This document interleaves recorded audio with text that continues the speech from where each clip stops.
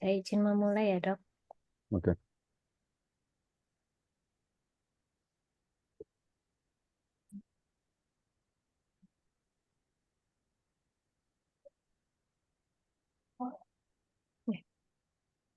Assalamualaikum warahmatullahi wabarakatuh. Salam sejahtera bagi kita semua. Om Swastiastu, Namo Buddhaya, salam kebajikan. Good afternoon, ladies and gentlemen. Selamat siang, Bapak dan Ibu semuanya. Welcome to our webinar, Change in Professional Identity Development. My name is Ida, and I'm from Medical Faculty at Universitas Kristen Duta Wacana.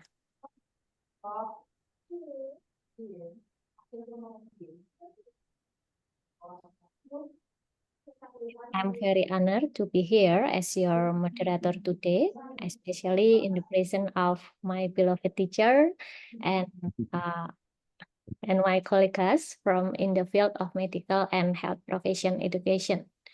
This webinar is a collaborative event between MHPE and Friendship. On this occasion, we will learn and discuss 3 topics related to developing our professional identity presented by 3 extraordinary speakers. Through the presentation, if you have any question for our speaker, please feel free to submit them via the chat. After each presentation, we will open to the floor for 1 until 2 questions, and there will be also a broader discussion session at the end. Bapak Ibu nanti dapat bertanya baik untuk setiap selesai presentasi ataupun nanti di akhir presentasi. Untuk setiap presentasi nanti izin kami batasi untuk 1-2 pertanyaan pendek dulu. Nanti kalau ada pertanyaan lanjutan atau diskusi lanjutan, kita akan bahas kembali di diskusi akhir di pukul 14.35. Bapak Ibu dapat menanyakan baik dalam bahasa Indonesia ataupun bahasa Inggris dan dapat menanyakan melalui chat box ataupun secara langsung nanti raise hand virtual begitu nggih. As an opening, we will hear a speech from Dr. Yoyo Suhoyo, Master of Medical Education, PhD, the Director of Friendship. Dr. Yoyo, the floor is yours. Okay, thank you very much, Mbak Ida. Hello, everyone. Good afternoon, all. Thank you very much for joining our webinar. And on behalf of Friendship, I'm welcoming all of you for joining this our Friendship webinar. As you know, that Friendship webinar is a monthly webinar, so minimum once in a month we will have a webinar to share experience, to share idea, innovation, etc., to build a community of practice as the spirit of friendship and master in medical and health professional education. This webinar is a collaboration between Friendship and Master in Medical and Health Professional Education. So please tell anyone who won't join the webinar, just join this webinar. Thank you very much to Prof. Gandes, to Dr. Nathalie, to Dr. Yoga, for your kindness to become our speakers this afternoon. And thank you also to Dr. Ida for being our moderator this afternoon. Yes, thank you. Yeah, this afternoon our topic is change in professional identity development. So yeah, what is it? Just wait and just enjoy the webinar, and then you will explore what is it. And then please, if you have any question, something want to share, just share during discussion session. And I just want to remind all of you that now we are recruiting new fellows for Friendship program for the batch 2025. So if you want to join the friendship program, please apply and then fill in the form and then just send your proposal. Okay, you have time until the end of December. We have 20 seats for all fellows, so please just apply. If you have family, colleague, or anyone who really want to join friendship, just apply. Okay, you can contact me, contact Epi or Burahma or others fellows, or that you or anyone you know about anyone knows the the regarding the friendship. Okay, that's all for me. Enjoy the webinar and then have a nice webinar. Back to you, Ida. Okay, thank you, Dr. Yoyo, for the opening. Now, let us proceed to our first speaker that we are waiting for. Our first speaker is Professor Candes Retno Rahayu, Master of Medical Education, PhD. Professor Candes is not a highly respected educator and leader in medical education, but she is also my beloved teacher and supervisor also.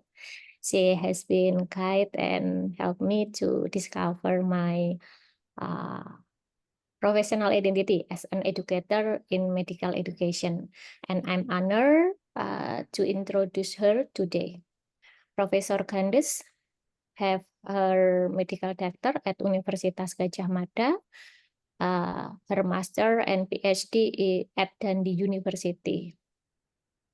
Her expertise in shaping professional identity has been evidenced in her publication and career since in the Department of Medical Education, Faculty Deanship, and now as a Director of Education at Universitas Gadjah Mada.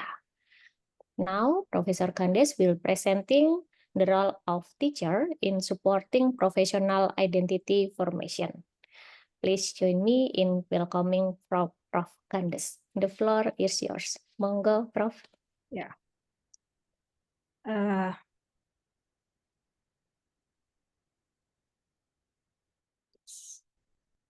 Wait. What happened?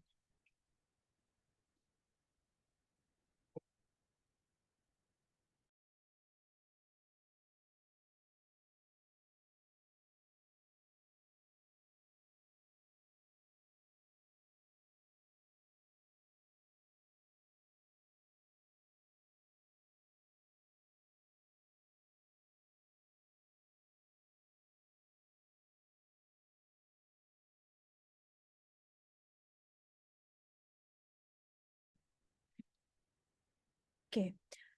Thank you very much, Dr. Ida, for very nice introduction. Very good afternoon, Ibu Bapak, ladies and gentlemen. Can you hear my voice clearly? Yes, Prof. Candes. Okay, thank you. I would like to share my presentation.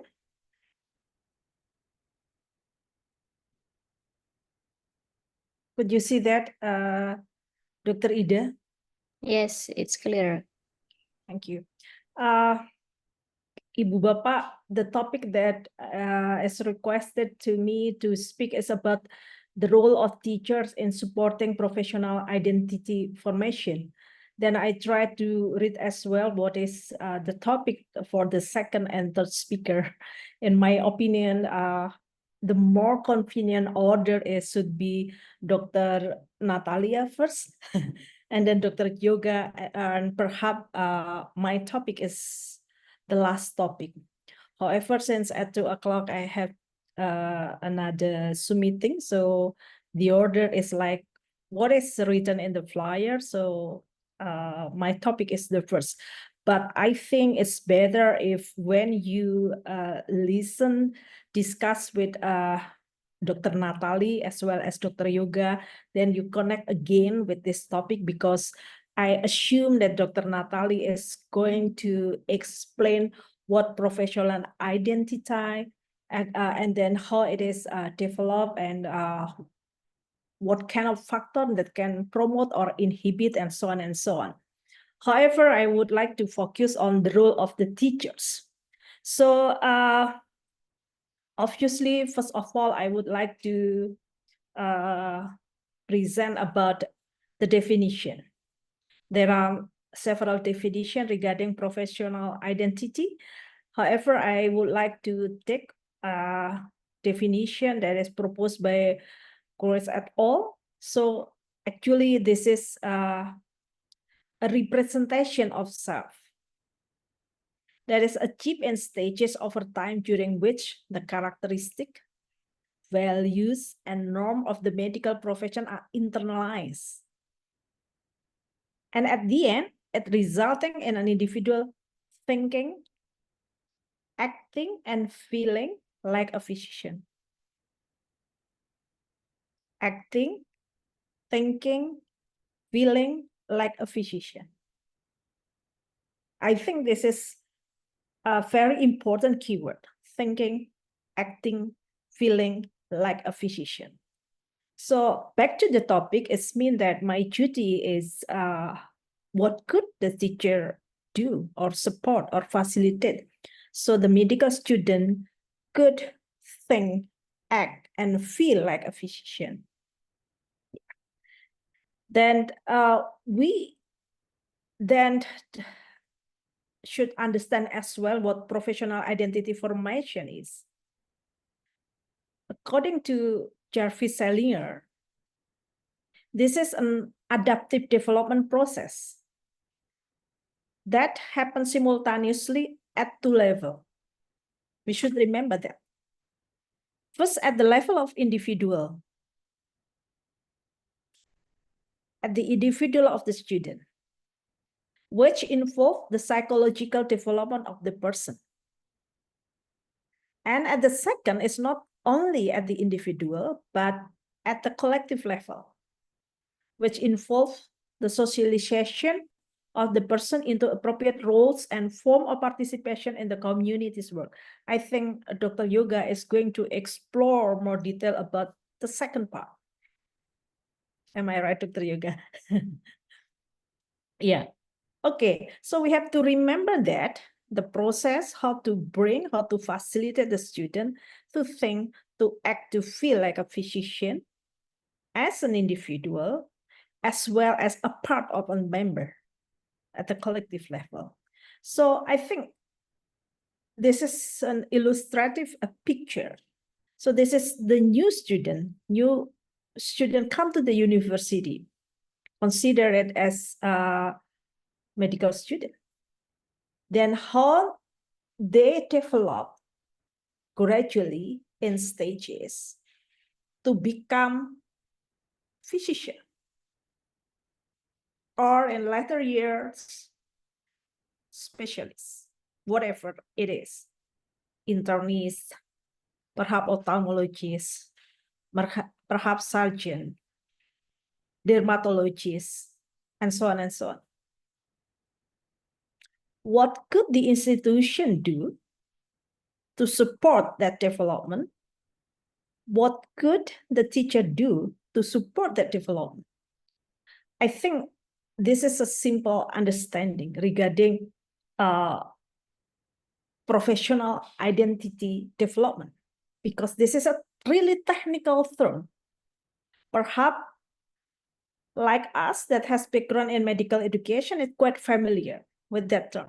But when we speak to another medical teachers, perhaps the technical terminology, professional identity should be defined, should be understood well first before we discuss about it.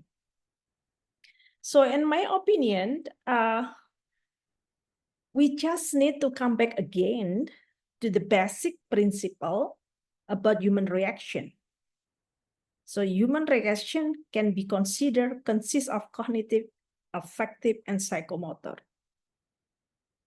And we understand so well that to facilitate the development of cognitive thinking, cognitive domain. There are so many methods, so many approaches that can be chosen. Perhaps used combinedly. From case-based, team-based, blended, flipped classroom, problem-based, community-based learning, project-based, leadership, and whatever. There are so many options. All medical students usually is having more readiness to stimulate, to facilitate this domain. Then the second, obviously, the psychomotor that can be trained as early as possible in any ways. And we also have understanding what kind of approach, what kind of method that is appropriate or effective to train the psychomotor part. We also understand that for affective domain, there should be also clear aim objective. What level we want to achieve? What level we want our student to achieve? The basic one, receiving, or the more complex one, characterization, that of course much more difficult to do, to facilitate. But we can define it more clearly. So if we talk about a professional identity, then we have also need to have clear understanding. What kind of identity we want our student to achieve? What kind of professional identity we need to support the development, the formation? And I think there are general characteristics as well as more specific characteristics in every specialization, for example. So we need to be clear about that. So for example, we need to understand whether we want to aim for those characteristics in the slide. Responsibility to the profession, self-regulation, responsibility to society, teamwork, autonomy, altruism, integrity, honesty, morality, trustworthiness, and so on. I think this is important departure to understand, or attribute of professionalism, or also attribute of professional identity. Which one we want to achieve, our student to achieve. If those are the identity we want to achieve, then we need to find which methods, which approach that more effective, more suitable, more proper to facilitate the student, to use to facilitate the student. So I just want to remind back that there are two, at least two different point of view regarding how we support, facilitate the development of professionalism. In the left side is that the group that agree that professionalism occurred during the process of socialization of students as they occur the complex ensemble of analytic thinking, skillful practice, and wise judgment. So occur gradually, years. The second group believe that professionalism can be taught and evaluated, and it must be taught and evaluated as a specific topic and must be explicit, acute, and taught. So it's mean that between the left side and right side, there is also possible modification. Or we could also combine those two approaches. And from literatures, we also understand that actually professionalism in medical education is quite a complex process.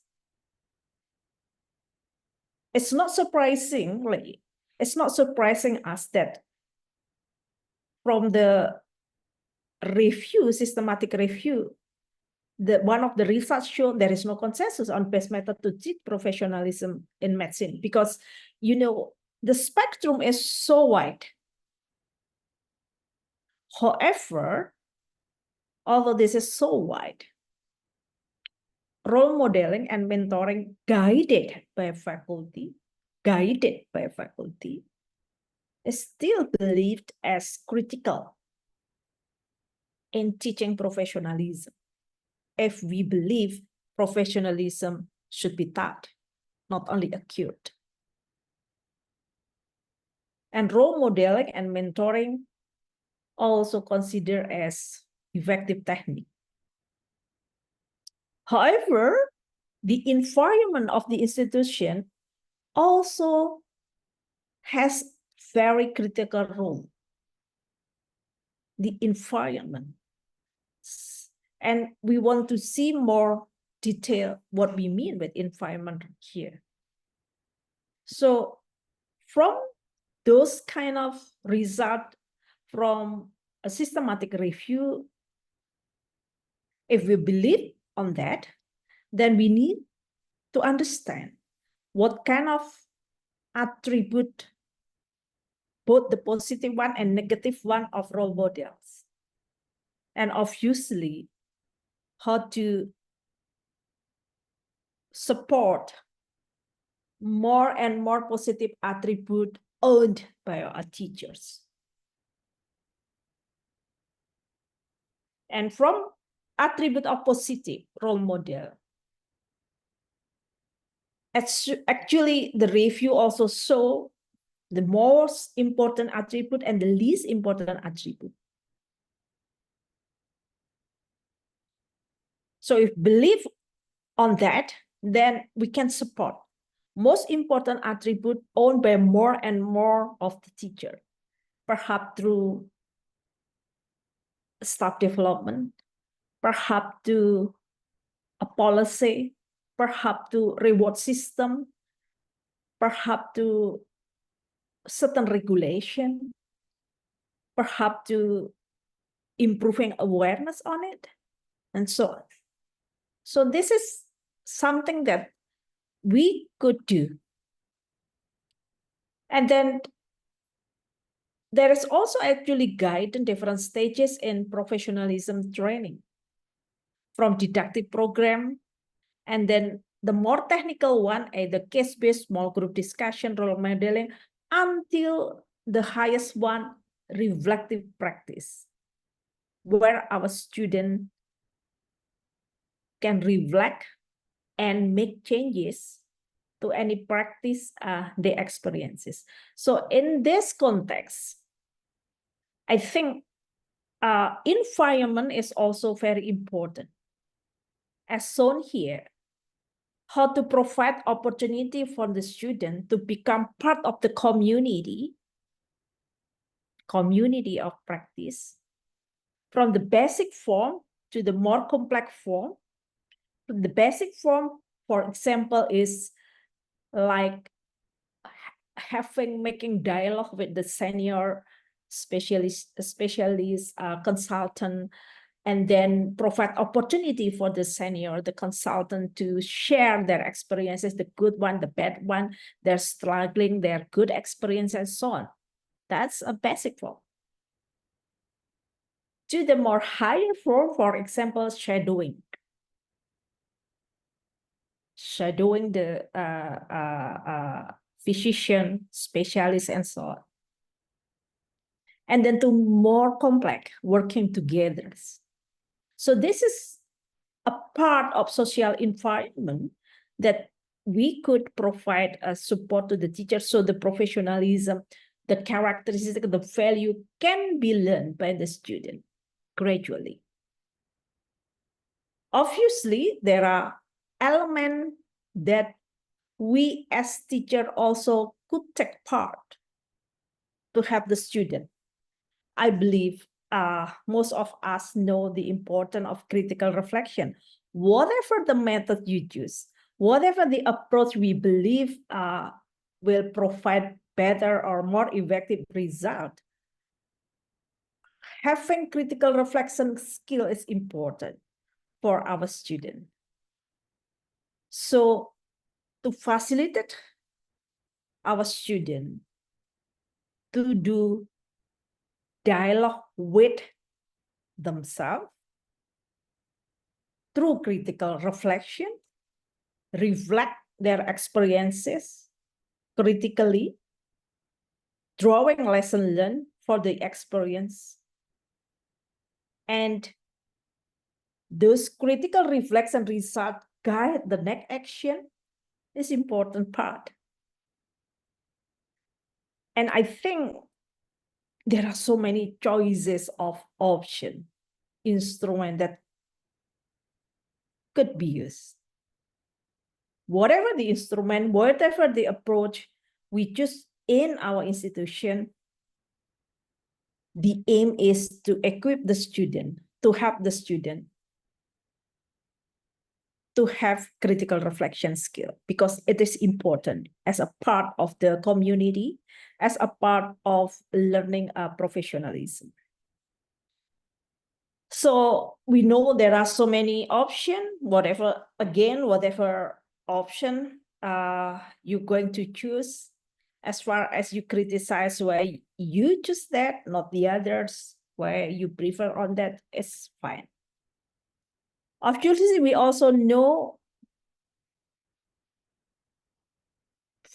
very well about the importance of feedback.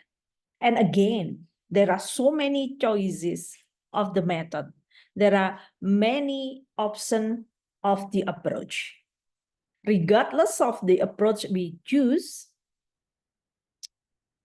as far as the basic principle of giving and receiving effective feedback is there, for me, is fine. Because the focus is to provide mirror for the student, to see about their strengths and weaknesses and to improve them. So I think those kind of effort that the teachers can do to help the student to develop individually, or at the same time also develop as a part of the member of our profession as medical doctor or nursing or dietitian and so on.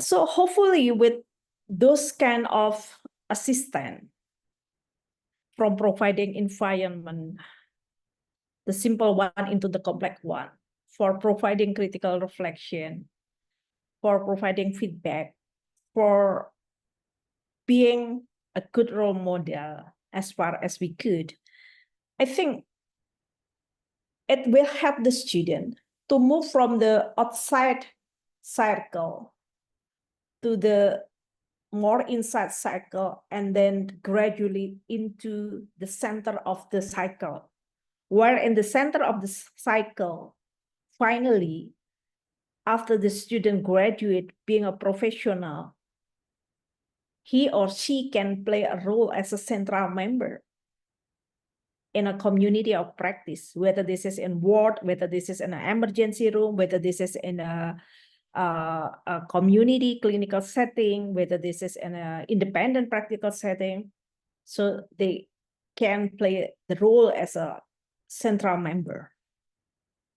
So I think knowing that the student need those kind of support from the earlier of their education and gradually until they graduate will help us to help the student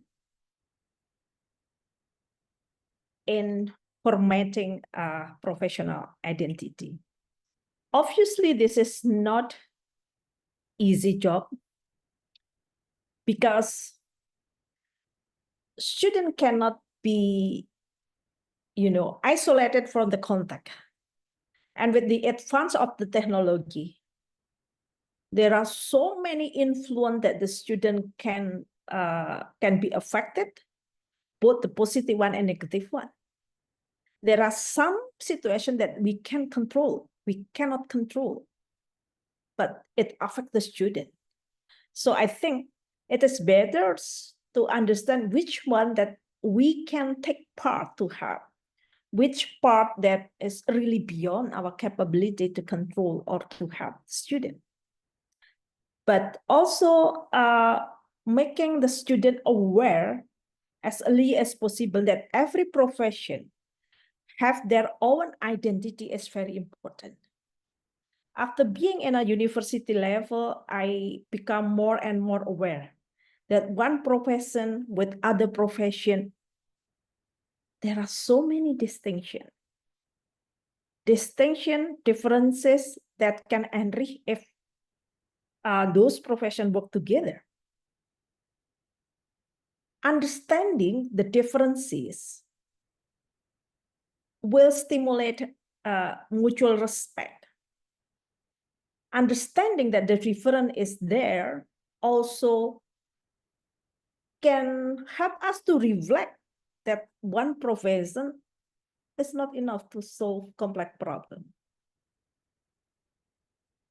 Reflecting as well a different identity from different profession also can strengthen our identity, because then we can see the border, which one is our profession identity, which one is not, and how could we work together and strengthen each other's. So I think also exposure our student to different professional identity and then make a reflection on that is also healthy for the student. Especially if this is done as early as possible, it will help the student. I think this is the trigger from me, and I believe Dr. Natalie is going to explore more detail about professional identity development in health, in medical and health profession. And Dr. Yoga will also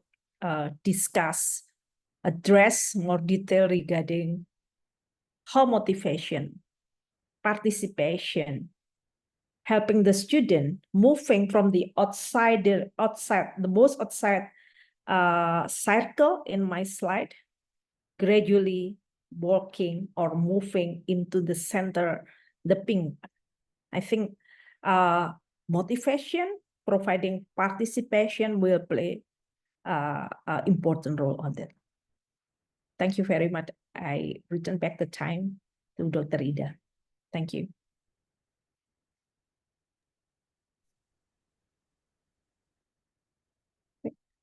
Thank you, Prof. Candice, for your comprehensive insight.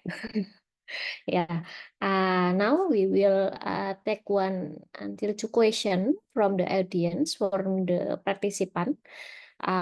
Please send your question in the chat box, or you can raise your hand to ask directly to Profesor Candice. Bapak Ibu, silahkan jika ada yang ingin ditanyakan bisa melalui chat box atau langsung. Baik, ada Dr. Salsabil Rafida, silahkan, monggo Dok. Okay, thank you, Doctor, for the question that I will ask to Prof. Andes. Actually, first of all, what an amazing lecture that you have delivered to us, and it's really comprehensive for me. I do realize something different in the realistic, such as when we teach professionalism, that we hope our student will think, feel, and act like the professional do, but in the reality, for example, the BPJS or maybe the health system in Indonesia limit our professionalism. How can our curriculum, or maybe how can we deliver the professionalism more realistic in the field? Thank you.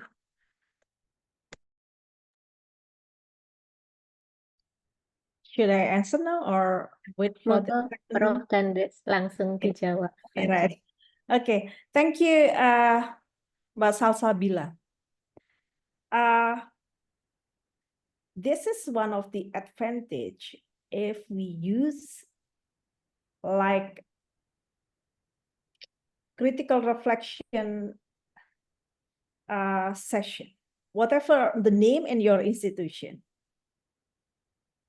In our institution, for example, the name is Refleksi Kasus. Whatever the name. The most important is that there is a dialogue. Dialogue to see the gap between the ideal, what we dream of, the reality, and how to handle the gap. If the dialogue is done frequently, individually or in a group, then I think the ideal one will not disappear because the reality there are so many challenges. Perhaps BPJS inhibit the profession to do the ideal one because of the financial consideration. However, it doesn't mean that our students then also limit their knowledge of the ideal practice, the perfect guidance. Although in practice they have to compromise, but they understand it should be like that. So for example, the drug should be this one as this one. However, in reality, I only can use one drug. So when I analyze the result, the progress of the patient, then I understand that my treatment is not the ideal one. So we know if the result, the progress is not like what we expect, then perhaps the result, we know the cause. However, if we only compromise without knowing the ideal one, the guidance, for example, the ideal guidance, so we cannot analyze and interpret more appropriately. So I believe that frequent dialogue guided by a professional, either specialist, consultant, or any other teacher will benefit to understand the complex situation. I think this is my answer to the Ida. Thank you, Prof. Gandes. Yes, that's a really real challenge, and I think that's in many institutions. So yeah, I hope this is could be answered the question from Dr. Salsabil. Is there any question? Follow-up question? Yeah, if no, maybe we can continue to other question. Please, silakan Bapak Ibu, jika ada yang ingin ditanyakan, bisa melalui chat box atau directly. Bisa dalam bahasa Inggris ataupun bahasa Indonesia.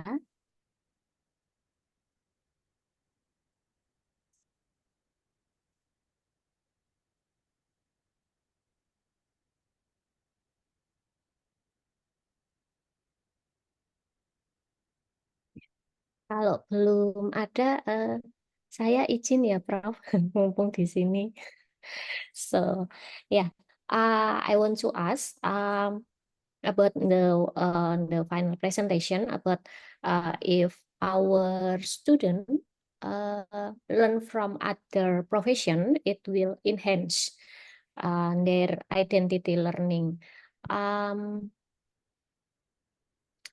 So my question is how to do it when it in like a blur I mean, in a blur condition from my experience when in COVID-19, when anybody have to in the front, in the front, and then when I ask our clinician, our nurse, then they like, oh, and anything is blur. So I'm just curious if and maybe not only in the pandemic situation, but also maybe in the future when our student come to like primary healthcare, and they found like what's that like like overlap tasks by some health profession. So what should we do to guide them?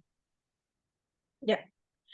Okay. First of all, we have to distinguish between the normal condition, emergency condition.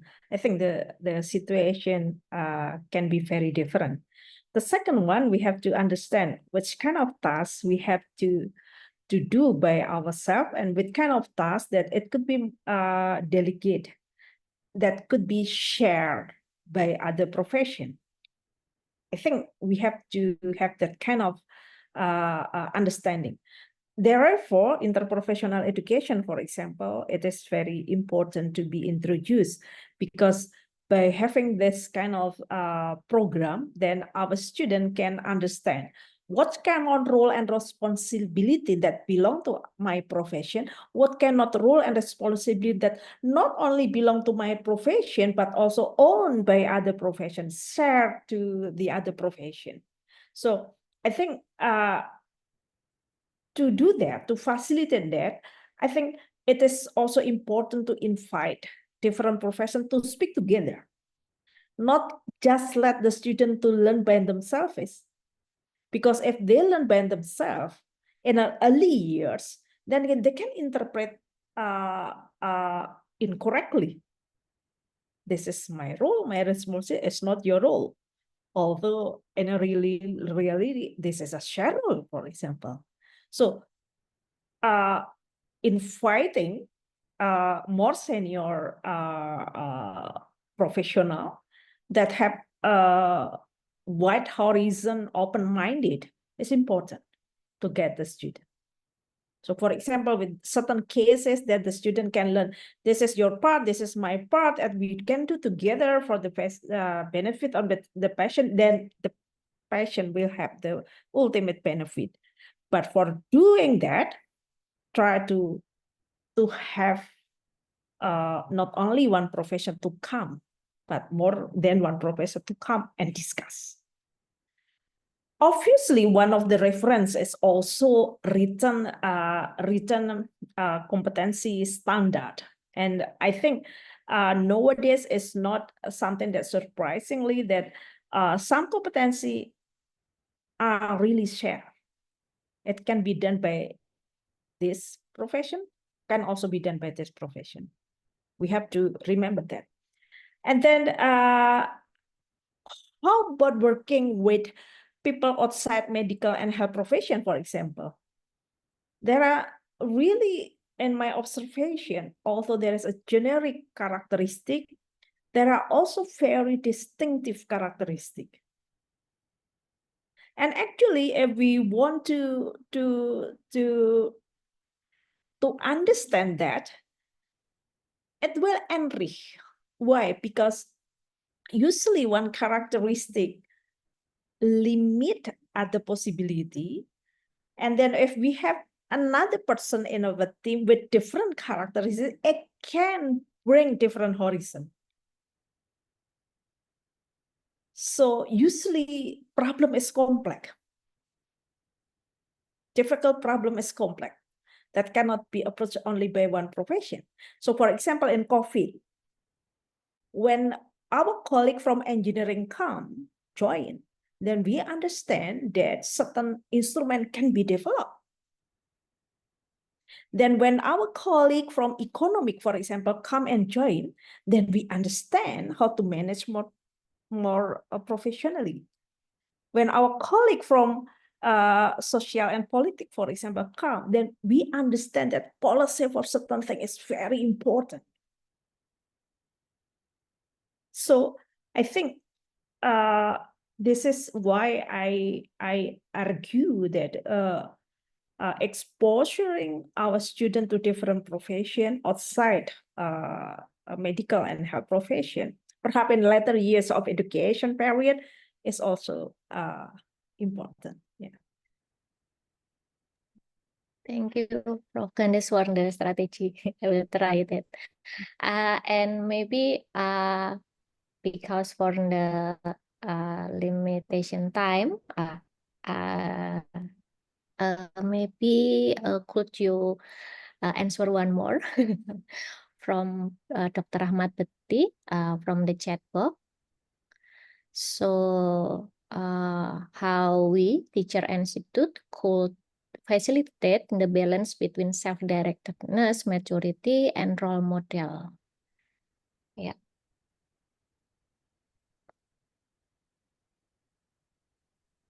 I try to understand what the Dr. Betty wrote. So would you tell us more on how we, Teacher and Institute, would facilitate the balance between self-directedness, maturity, and role model influence, as well as contact, workplaces, multi-organization, and influence, and the workplace as in pursuit to a strong professional identity? Yeah, okay. Yes, I think there are also quite a lot of paper that mention actually self-directedness and then maturity influence quite a lot how the people brought up from children until they are mature enough. When they already have certain stand, certain values, certain belief that already educated, taught since the people in the earlier years of growth and development. Sometimes it's not quite easy to accept different value, different belief. So I think when we have that kind of person that already have autonomy, strong directedness, as far as this is in line with the values we want in our profession, it's fine. We just need to find it. Go on. But if this is strongly different with the value of our profession, then I think we need to talk. So for example, how we see the passion. Do we see the passion as a human? Or do we see the passion as, for example, extremely, I make it extremely, as a media to have a finance only? What kind of our profession want? I believe it's not only in the second one, but how to see the passion as human and then how to provide help. For those kind of students, I think what I mean with any learning opportunity that involve dialogue is important. Any learning opportunity that not only one way teaching is important. Dialogue and critical thinking. Why like that? Why like this? Healthy dialogue, I think, at a certain point can affect. However, if this is only one way, perhaps people will reject it. And obviously, in a certain context, we cannot have luxury to have all good role model. No, even nowadays, the last months or years, we have so many, in my opinion, not a good role model that people can see bluntly. I think this is the challenge of the university. How to choose the stand. In which stand they're going to maintain the values. yes, this is more challenging, but I think we have to ask why we are there, for what, and what we have to maintain. I think this is my response. And I believe Pak Bekti also have his own idea. If time permit, also will be happy to discuss. Thank you, Prof. Ganesh. Maybe Pak Bekti want to comment of or share the experience.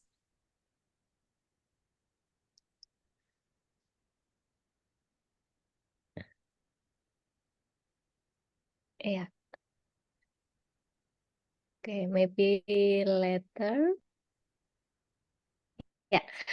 Once again, thank you very much, Prof. Candice, for your time, for your insightful sharing as usual, and at this time, a comprehensive, insightful for me.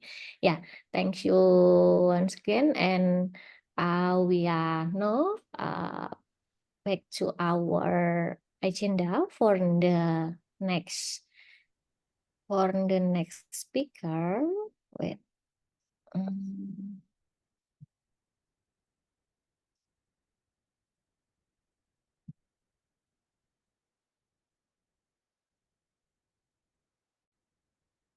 Yeah. Yeah, we have Dr. Natalia D.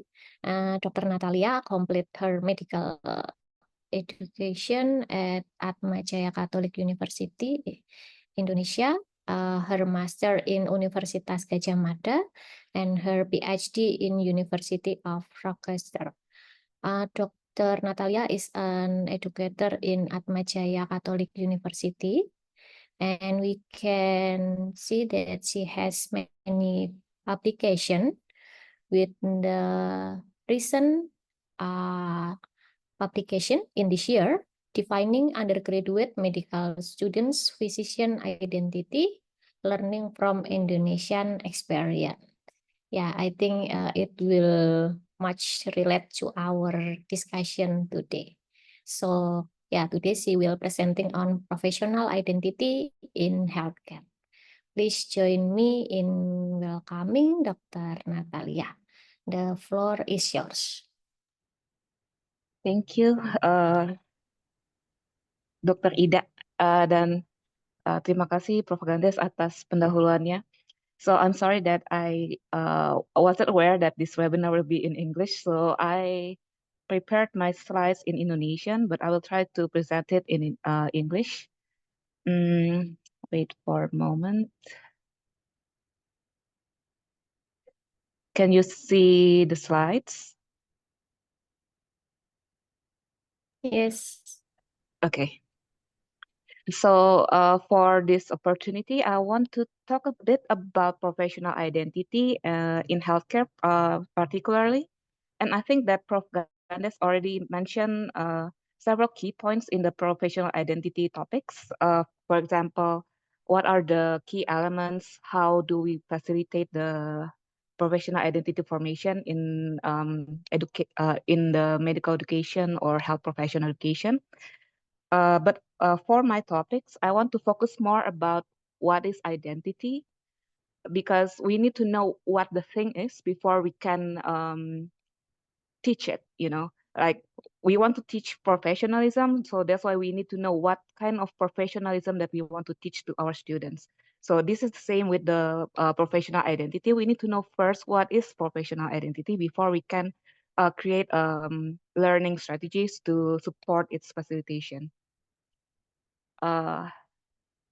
Next, why is it not moving? Okay, so first I will talk a bit about identity, because professional identity is actually a part of identity. Identity is more complex concept, and then professional identity is a smaller part of it, okay? So what is identity? Identity is the way we describe ourselves, the way we see ourselves, the way how people perceive ourselves. So Basically, identity exists or emerge during socialization. For example, I am Natalia, and then everyone knows me as Natalia. So that is my identity. And I called myself Natalia. Uh, but then on the other hand, if I don't have a community, I don't have other people who are living around me, I don't really need identity because I don't need it to interact with other people, right? So the concept of identity emerge when we are socializing with other people. And then identity is like a story of ourselves. It is kind of like a rat trap, like a thread from your like from the infancy, I mean, and then your childhood, your um, college years probably, and then your working years. So these are the stories of your life that makes you who you are right now, and then this will also dictate who you will be in the future. So when we talk about identity, it's not just a point in time where you are defining yourself, but it's kind of like looking through your story, your life story. And then um, identity is like how you define yourself with your own characteristic. For example, if I am Indonesian, my characteristic will be like my mother tongue will be Indonesian. So I should be able to speak Indonesian very well. That's my characteristic as an Indonesian people. But then if I am like, for example, a Sundanese, so maybe I can also talk with Sundanese language, for example. So that are the characteristic of identity.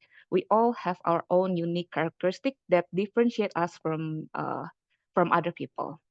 And then I put in the mask here. Why? Because uh, from the theory, everyone has multiple identities. So if we heard about DID, dissociative, uh, what's the name? Like dissociative personal identity or something? Like when people have multiple personality disorder, that's because like we don't have a consciousness that tied all of our identity. We lost that kind of consciousness which present in this disorder, which cause us to have the multiple or personal multiple identity. But then if you are normal people, you have a good consciousness, you know that you have different masks, you have different identity that you will choose to present at a certain time and a certain place. For example, if I am at a university and then I work as a lecturer, so that's why I will try to present myself as a lecturer. There are things that I cannot do or say, or maybe some kind of dress that I cannot wear because I am uh, reliving myself as a lecturer in that university. But it will be different when I am going to the mall, for example. In the mall, I will not have that lecturer identity, and I will be like myself, my own self. So I will present myself as what I want to present. So that's the kind of mask that we have, and then we have multiple identity in ourselves at all time. But then we consciously choose which identity that we want to present at any certain time at any certain place. Okay, so I hope the concept of identity is clear after this. And then I just want to show you the difference between the personal and the professional. So, for example, when I am presenting myself as me, as Natalia, I may choose a picture like this, like for my graduation, because that is the proudest moment of my life, for example. And then I really want to showcase it in my social media. And then it might not show my face because I don't really like to show my face, but then I want to share to other people the proudest moment in my life where when I was graduating from the University of Rochester, for example. But then when I am presenting myself as a professional, like in the LinkedIn app, I will try to say, oh, I am a medical educator. So like in my Instagram, I will say hiking enthusiast because I like to hike, and then I like to do adventure, for example. That's the one that I highlighted in my social media. But in my professional, page, I will say, oh, I am a medical educator, I am a curriculum developer. So that is the difference in how we present ourselves in different places, in different media, and then at a different time also. Next. And then I think we already mentioned about this. What I want to stress here is that identity is a very fluid concept, which means who I am right now might not be the same with who I was or who I will be, because I will have other experiences along the way that may change the way I think, the way I feel, or the way I act, right? Because everything will affect my own decision, my feelings. So in many research, they say sociocultural aspect will play a major influence on how identity is developed. And then it will just make us renegotiate our values, our ethics, our norms, stuff like that. So that's why identity will always be fluid. And then this is the definition from G. So what is identity? It is being a certain kind of person, and then it's how you portray yourself in a social setting. Okay. And then at the bottom, this is a definition from role identity theory. So in the role identity theory, it basically see an identity based on their roles. For example, when we are in medicine, we have our own roles, our own duty, our own responsibilities, but also we have our expectations. Expectations like when we are being a physician, what do we expect, right? So we expect to save people, we expect to treat people. That's our expectation. But then there are also expectations from others about us. So for the patients, they will expect us to give them the best treatment, for example. So that is a very important aspect in professional identity, the expectation from us and from other people, and then that will affect how we present ourselves in the professional settings. Okay. Uh, and then again, this is the identity theory. I think I will just skip it. Basically, in G, he mentioned about 4 different types of identity: the nature one or the biological one. For example, it cannot be changed, the N identity.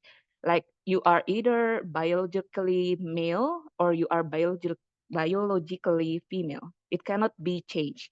But then the way you say, oh, I am a man or I am a woman, that will be in the discursive identity, the way you present yourself in the social settings. Okay. And then what about the institutional perspective or the I identity? The I identity is your identity that is related to your institution. Like for example, if I am working in a higher education institution, then I will be by default a lecturer, for example.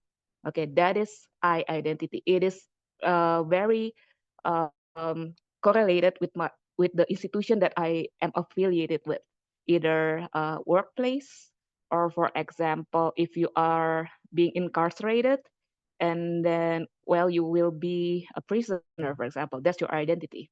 Okay. And then what about the affinity perspective? So the affinity perspective is the one that is closer to professional identity. It is an identity that emerged from being a part of a member, a part of a group. Okay. So basically, being a professional just means that you are being a member of a certain profession. And then because you are a member, then you need to follow the profession's norms, ethics, principles, and then you also need to have the competence, right? You cannot say you are a doctor, but then you don't have the medical competence. Well, you are not a doctor in that case, right? So this is the A identity, which will be uh, representing the professional identity. And then I think I will skip this one. We have like ego, personal, social identity. And then this is the key elements of identity and identity formation. First, we need to remember and we need to understand that identity is fluid, multiple, and discursive. So it is like for example, our students, they will continuously negotiate and renegotiate the kind of norms, the kind of values that they want to stand by for, right? The thing that they will stand for, the thing that they will fight for, that will change depending on the way we mold them during education. So I think Prof. Gandes mentioned about role modeling and then feedback and then mentorship. All of those things will affect how the students build or form their professional identity, and it is a very important method that we need to implement in our curriculum. And then it is multiple, we need to remember that. And then it is discursive. It depends on the socio-cultural aspect, the contextual settings. For example, if the medical students are inside the medical school building, they might just say, oh, I am a medical student. But then when they are going to the hospital and then we say, whatever happens, you are a junior doctor. So even though they haven't been on the clinical phase, they might say, oh, I am a junior doctor, for example. So that is discursive. It depends on the situation, the context, and then yeah, it's very different. Okay. And the identity is largely influenced by two factors. It is participation and recognition. So we cannot really do or present ourselves as a certain kind of people if we don't participate in that group or in that social group. For example, like the medical team, for example. You cannot be a doctor if you are not in the hospital with other nurses, other physicians, other administrative team, right? Because you need to be a part of that group member. And then you need also to have a recognition. People need to recognize you as a doctor so you can be a doctor, right? Even if you have like medical license, but then other people say, no, you are not a doctor here, so you cannot do or you cannot practice your medicine in that place, right? And then maybe in a certain case you might get a suit for doing improper medical practice, for example, because they don't see you as a doctor even though you have the competence to do the medical practice. So participation and recognition is also an important thing. And then identity formation will be influenced by salience. Salience means the embeddedness or belongingness in the social structure. For example, if we have medical students, but then they are never treated as a part of the member in that professional group, they will not uh, present their identity as a medical student, for example. They will feel, oh, I'm not a member of this group, so I don't have to be professional, for example. Or maybe like, oh, I don't need to treat this patient because I am not a member of this group, right? So that is the importance of salience. We need to make the students feel accepted in our community of practice. And then prominence, what are the rewards or punishment for enacting or not enacting a certain identity?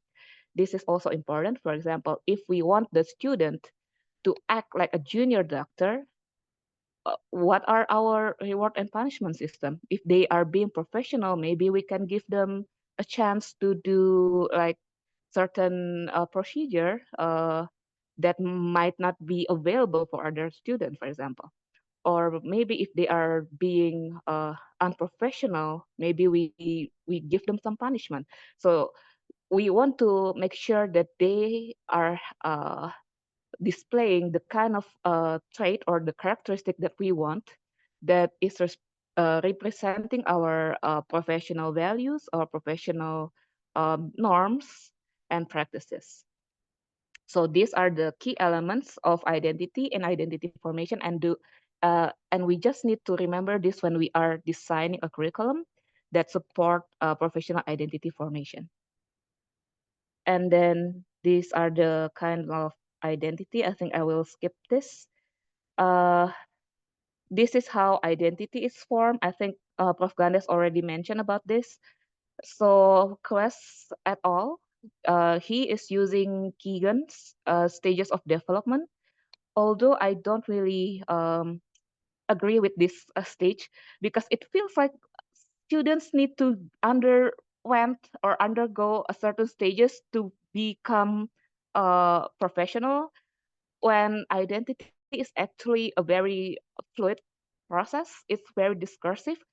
Maybe the first year student will have more professional identity compared to the fourth year because they have a certain experience. For example, maybe they have family members who are getting sick, and then he met a good doctor who he or she feel like a mentor or a role model, and then he or she already have an idea of the kind of doctor that she wants to be once they graduate, for example. So uh, that's why I think like professional identity cannot really be defined in stages.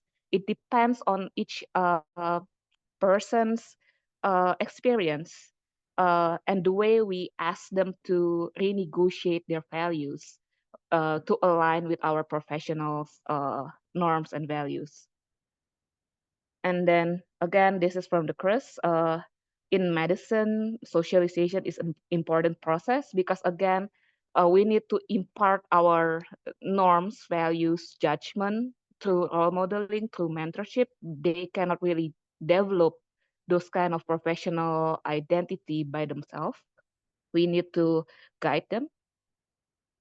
And then, I think we need to also make sure the differences between professionalism and professional identity, because this is a two different concept but very interrelated. Okay, so when we talk about professionalism, we are talking about the characteristic, the competencies, the values, the norms that are expected from a certain profession.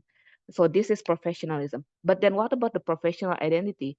It's the way we are living those values, those norms, for example. So it's kind of different, but it shares the same core values, or like the core professionalism values. And then these are the domains of professional identity. Uh, Again, there hasn't been like a theory about professional identity. We have some concepts, but so far we don't really have a working theory about professional identity until now. Okay, so from one literature, they say that there are three domains of professional identity. The first one is the competence, so it encompasses the knowledge, the skills, the attitude of a certain profession. So if you are going to be, or if you are saying you are a doctor, for example, then you need to have the knowledge, the skills, and the attitude of a doctor. So that's the competence. But then also you need to have the identity, how you perceive yourself as a doctor, right?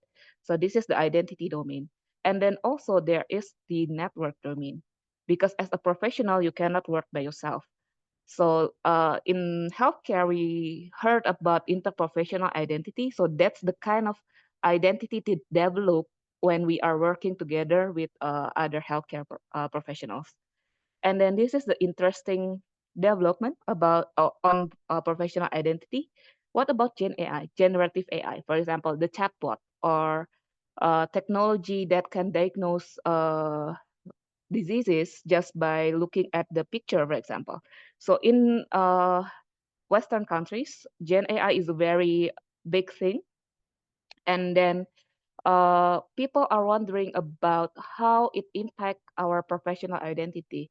Like if we are writing using Chat GPT, for example, uh, is it we as the writer or the chat GPT, and then how does it impacts our own identity as a writer, for example, right? So this is the same with professional identity in medicine, because Gen AI inevitably will make some competence become obsolete. For example, there are studies that said that critical thinking and then complex problem solving uh, is less developed by students who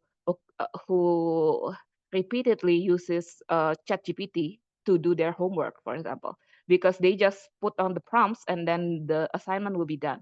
So they don't really have that that kind of the critical thinking that we develop when we are doing our own assignments, right?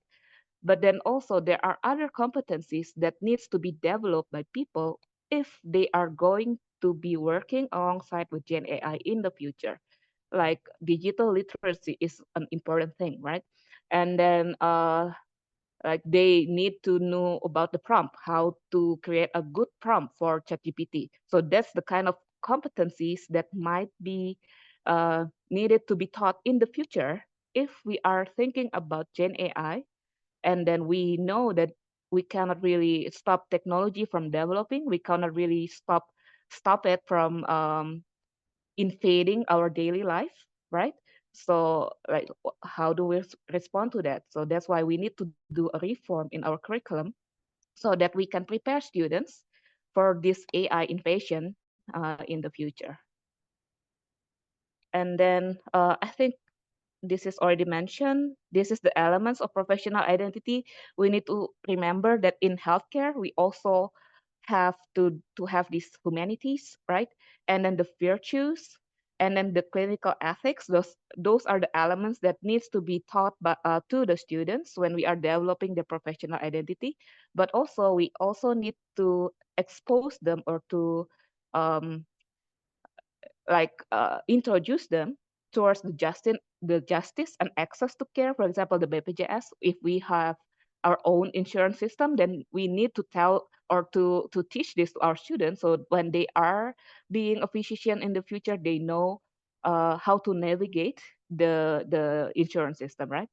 And then we also need to give them introduction about health law and policy, and then the science of compassionate of care, and then healthcare system and finance. So these are the elements of professional identity. So we shouldn't be just focusing on the competence, like on the professionalism itself, but we also need to think about the humanities, like how many of us as medical educators think that or teach students how to take care of themselves, because burnout rates for physicians are very high, right? So how many uh, institutions give a seminar or a course about how to do our self-care? I don't think I ever met a institution that have that kind of course, right? So we should just be aware of these elements of professional identity. And then why is it important? Because if we have a professional identity, there is a tendency, or there is a high probability that we are going to be professional in our work. If we don't have this identity, well, uh, they might just do things, but without the heart, without the soul, right? So it is very advisable that we develop this professional identity during the early stages in medical education or in the healthcare profession education. And then this is the role. So professionalism, again, it is a foundation of the medical competence, and then building blocks of healthcare professionalism. But then the professional identity is the soul of healthcare professionalism. Without the soul, it's nothing, right? Okay, next. And then this is the process of professional identity. I think I will skip this. I think Prof. Ganesh already talked about this in detail. I will just want to highlight this part. So I remember the questions from Dr. Salsabil, I think, about like how about if the students face the challenges brought by BPJS, for example. So that kind of thing is a professional dilemma here, right? So going back to what I mentioned earlier in this presentation, identity is always renegotiated and negotiated, right? So professional dilemma, or the moment where a student face a situation where they are not sure what kind of norms, what kind of values that they need to do, they need to show, for example, in that kind of situation, they will go into the dilemma, and then it will create an identity dissonance. And this is where students needs the dialogue with the expert, right? in this case, the medical teacher, this is our place to guide them to solve their dilemma, right? And then if we are helping them talk through their dilemma, they will undergo the identity negotiation, where they might accept, reject, or modify their own already established values, norms, characteristic. Okay, so for example, when they are still medical student, they might think that tampering with the diagnosis is not a professional thing to do. But then maybe after some discussion and then some insights, oh, maybe we need to do this tampering for XYZ reasons, for example. And then, oh, okay, after they have this dialectical communication, dialogue, for example, they might say, oh, okay, maybe the tampering is okay at a certain point. And then what are the boundaries to break this or to do this tampering? So that is the kind of negotiation or the kind of modification of the identity that is happening. And then after this, it will create a new identity, a new professional identity based on their negotiation from the dilemma. Okay, and then this is the kind of strategies. Just three, I think reflection already, Prof. Gandis already mentioned about reflection. And then I just want to say about the 2 minutes challenge. It is very important because usually our medical students, they don't really know what kind of values that they want to fight for, what kind of doctors or what kind of physicians, what kind of nurse that they want to be, right? So in this 2 minutes challenge, we are guiding the students to identify the kind of values that are very important to them, and then the kind of values that they want to develop and keep when they are graduating in the future. So this is important. And then another one is case study. This is also important. For example, we may ask the students to study about some unprofessional instances or cases, and then we just guide them to say what's the problem here, what's the kind of ethical dilemma here, and then if you are in that position, what will you do, for example. So this kind of learning experience will help them develop their own professional identity, even though they haven't been into the clinical settings. So this is very useful if we are going to create learning strategies for undergraduate medical students. And then I think I can skip this one. And that is all for my presentation. I think I already took so much time. I'm sorry. Yeah, sorry. Yeah, thank you for the insightful presentation. So before, I never think that identity as a complex like that, yeah, from the definition and what build the identity for each person. Okay, now we will take one until two question from the audience. Please send your question to the chat box, or you can raise your hand to ask directly. Silakan Bapak Ibu jika ada yang ingin ditanyakan terkait presentasi yang kedua dari Dr. Natalia.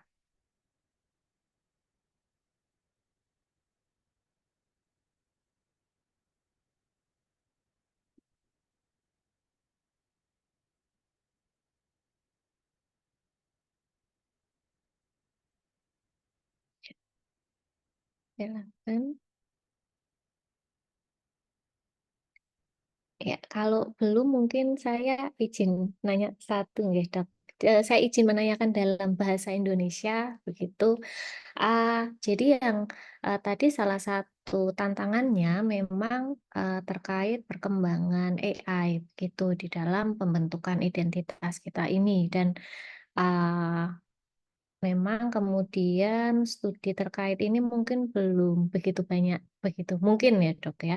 Nah, kalau boleh mungkin dari pendapat dokter, bagaimana kemudian kita menggunakan AI ini begitu untuk menolong mahasiswa kita mengerti identitas mereka, tapi pada berbagai kondisi ya dok ya. Maksudnya begini, kemarin itu kan contoh saya ketemu mahasiswa yang tahun pertama begitu ya. Nah, untuk kemudian apa ya, memendamkan bahwa, "Oh, you are no medical student," ya. Nah, itu tuh, agak susah karena kayak masih kebawa SMA, dalam tanda kutip SMA-nya, senior high school-nya, begitu ya.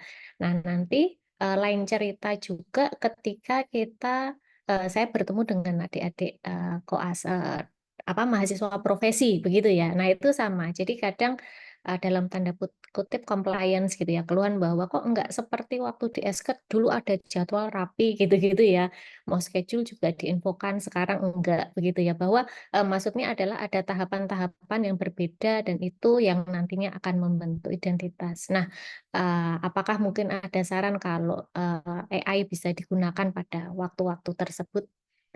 Gitu.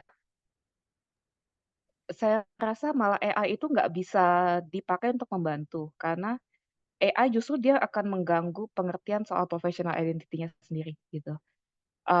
Sebagai contoh nih ya, kayak kayak critical thinking deh atau clinical reasoning ya, itu kan nggak bisa di dilakukan oleh AI, maksudnya bisa sih dengan programnya ada gitu ya. Tapi kalau misalnya sebagai dokter kita cuma kasih, prompt gitu ya atau kasih, "Oh ini ada gejala gini gini gini," terus diagnosisnya apa misalnya gitu.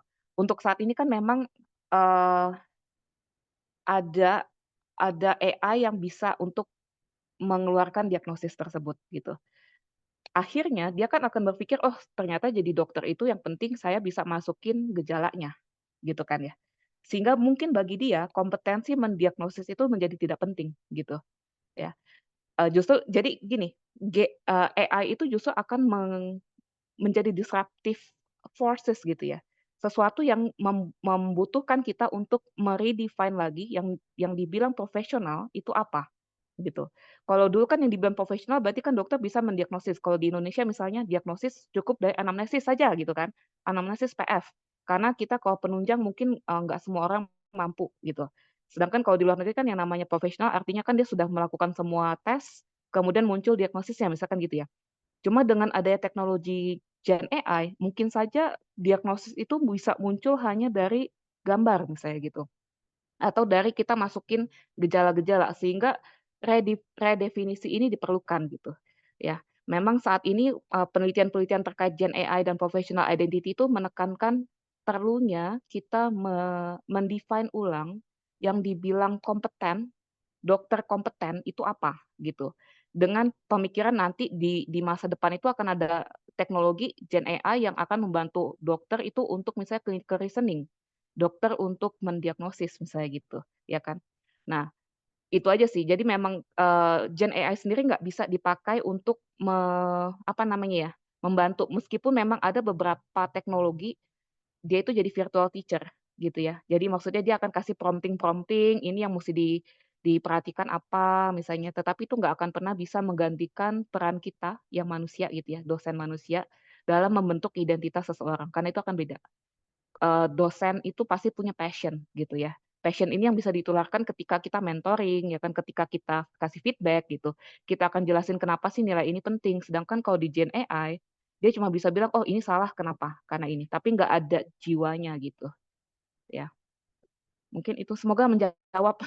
Ya, terima kasih dok, karena ya memang kemudian kalau kita berbicara passion dan kita berbicara tadi ya menularkan passion ya, influence the soul mungkin ya. Nah itu Betul. sudah pasti tidak dimiliki AI. Nah, next maybe from the Niraj Wedi, I think it's a little bit same with my question, how to deal with the effects of AI on budding medical professional. Maybe you can add more about this one. Yeah, I think, the important thing is that we need to embrace the AI because currently there are still many debate about the use of AI in healthcare.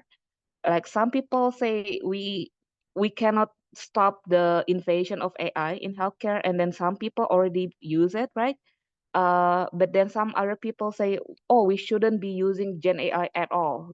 It is not professional, for example. I think we need to find a middle ground where we are using Gen AI to aid us, to help us in diagnosing, because we cannot deny that Gen AI is a very useful technology. It has a very high accuracy, right? It reduces our medical error. But then again, AI is not a doctor, right? We have our own judgment when we are diagnosing a patient something. We have our side, our all senses to say, oh, maybe this one has cancer. Why, right? But AI doesn't have that. So we just need to work alongside with AI, and then just define what kind of competence that we expect from a physician or from healthcare workers when they are using AI in their practice. I hope that answer. Yeah, thank you, Dr. Natalia. And yeah, maybe I'm sorry for Dr. Pramasta Chandra. Maybe for this question we will discuss in the end, yeah, because we still have to move to the third presentation for our third speaker. And yeah, for our for our last speaker, last but not at least, yeah, we have Dr. Yoga. Yeah, we have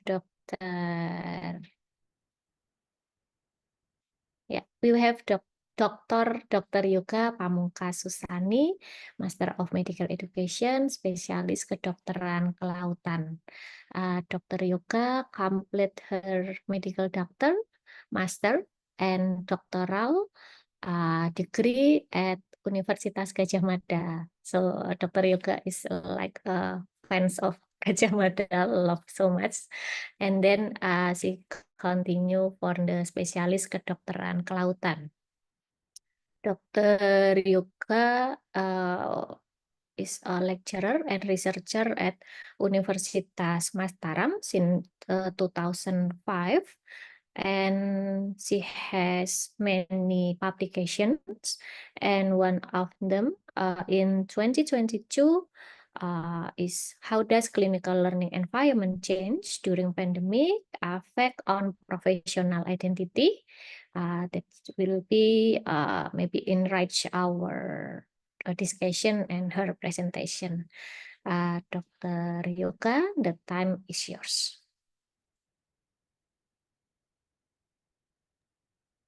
Baik, terima kasih Dr. Ida.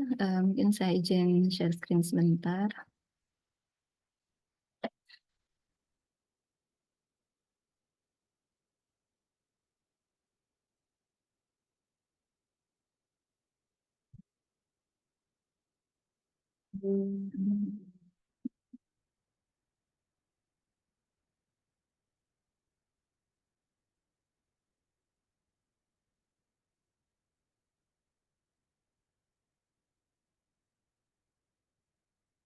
Apakah sudah terlihat ya? Sudah, Dr. Yoga? Ya. Sudah. Terima kasih Dr. Ida. Baik, Assalamualaikum warahmatullahi wabarakatuh. Waalaikumsalam warahmatullahi wabarakatuh. Selamat sore Bapak Ibu sekalian. Senang sekali pada sore hari ini saya bisa diberi kesempatan oleh MHPE FKKMK GM untuk sharing terkait dengan topik kita professional identity. I'm sorry that I prepare my presentation in bahasa, but my slides are in English. Jadi mungkin kebalikan dengan Dr. Natalia. With your permission, I will deliver my presentation mostly in bahasa. Ya, saya rasa sebenarnya topik yang tadi yang sudah disampaikan oleh Prof. Gandes dan juga oleh Dr. Natali juga sebenarnya masuk dalam outline saya. Jadi di pendahuluan nanti akan saya paparkan sedikit tentang identity, professional identity, dan saya akan lebih banyak membahas professional identity dari kacamata atau perspektif communities of practice. Di mana disertasi saya di 2015 memang membahas terkait professional identity, tapi dari kacamata teori communities of practice. Dan di dalam penelitian itu kami juga memasukkan motivation construct and participation construct and how they affect or how they impact the professional identity in medical students. Yeah, like Dr. Natali said and talked about the identity, that there are concept of identity. There is self-identity and also social identity. And professional identity is one of the social identity. Jadi kalau self-identity itu lebih menggambarkan konsep tentang diri kita sendiri, sedangkan yang social identity itu menggambarkan konsep diri kita dan lingkungan sosial kita. Jadi di professional identity, karena itu terkait dengan komunitas profesi, bagaimana dia menjadi seorang profesional dalam profesi tersebut. So, dia harus menegosiasi dirinya terhadap sosialnya atau terhadap komunitasnya. So the professional identity is one kind of social identity. This is an illustration about identity. When I was kid, I used to watching Power Rangers, maybe Bapak Ibu also, yeah. And and I choose one of the member of the Power Ranger that I like, yeah, that is Ranger Pink, and start from watching. Then I used to talking about the Rangers, and then I want my daddy or mommy buy some attribute about Power Rangers, the Pink Power Rangers. Nah, itu sebenarnya adalah proses identifikasi atau salah satu proses bagaimana seseorang mengidentifikasi idol atau sesuatu untuk masuk menjadi yang dia inginkan, atau saya ingin menjadi seperti dia gitu. That I want to be like her gitu. I want to be like Pink Rangers. And then when I talk about the Rangers and I get role play about the Rangers, yeah, I feel that I'm happy to be part of the discussion about the Rangers. Itu dimotivasi oleh beberapa hal, bisa beberapa hal. Jadi tiap anak mungkin akan berbeda-beda. Mungkin memang karena nilai yang ditekankan di situ, that Rangers Pink is wants to be is a hero, ya, Ranger Pink is a hero, then I want to be a hero and help friends, gitu. Atau motivasinya hanya ingin ikut-ikut tren. Tren saat itu teman-teman saya juga suka Power Ranger gitu. Jadi that the activity that I've done is maybe motivated by some reasons that may be different from one to another. Then setelah saya termotivasi untuk melakukan, saya start to participate what. Jadi mulai merasa excited, mulai merasa saya berpikir terkait itu, ya, semakin rajin nonton, semakin rajin telling parents, telling friends about the Rangers and etc. sampai beli tas, beli macam-macamnya gitu ya. Nah, setelah berlalu, setelah dia mulai beranjak usianya, dia mulai mungkin menemukan idola lain dan mungkin mulai menyadari bahwa Ranger itu ya tokoh fiksi gitu. Tokoh fiksi, sehingga apakah nanti saya akan tetap menjadi seperti ranger itu atau hanya mengadopsi nilai-nilai baik yang ada di ranger itu dan seterusnya. Nah, itu yang menjadi sangat dinamis. Jadi seperti mungkin I illustrated this case that maybe from this you can imagine that identity is a dynamic process, like also said by Dr. Natalie. Ya, ini mungkin definisi yang sudah disampaikan oleh Prof. Gandes dan juga disampaikan juga oleh Dr. Natalie bahwa medical professional identity itu representasi diri. Jadi saya ini seperti apa dan itu dicapai over time, stages over time. Jadi tadi itu juga menunjukkan dinamis proses dari pembentukan identitas profesional, di mana dia akan menginternalisasi karakter, value, nilai, atau norma profesi kedokteran, sehingga dia bisa berpikir, berperilaku, maupun feel, ya, merasa diri sebagai seorang dokter. Dan ini kalau Bapak Ibu sering melihat piramida Miller, nah si Krues ini juga memodifikasi piramida Miller yang biasanya does di puncak, ini is di paling atas. Kenapa? Karena kalau does, orang dokter mungkin melakukan kompetensinya, bisa menunjukkan bahwa dia kompeten. Tetapi apakah tadi dirinya sendiri itu memang mengakui bahwa dia sebagai seorang dokter yang kompeten. Jadi dirinya juga menganggap bahwa dia termasuk sebagai anggota komunitas profesi dokter, atau sebenarnya dia hanya melakukan kewajibannya saja gitu ya. Jadi di S itu identity, the students will internalize the norm, values ya, sehingga menjadi life experiences-nya dia. Ya, Dr. Natalie juga tadi sudah menyampaikan bahwa konsep professionalism dan professional identity itu agak berbeda. Tadi professionalism itu lebih ke karakter yang mungkin diakui oleh publik gitu ya sebagai profesional. Tapi professional identity, but in the professional identity not only how others see you, but how you perceive yourself. Jadi bagaimana Anda mempersepsikan diri Anda sendiri terhadap profesi tersebut, komunitas profesi tersebut. Dan ya, it is dynamic, involving ongoing negotiation of meaning, dan continuous ya, merupakan the process is continuous.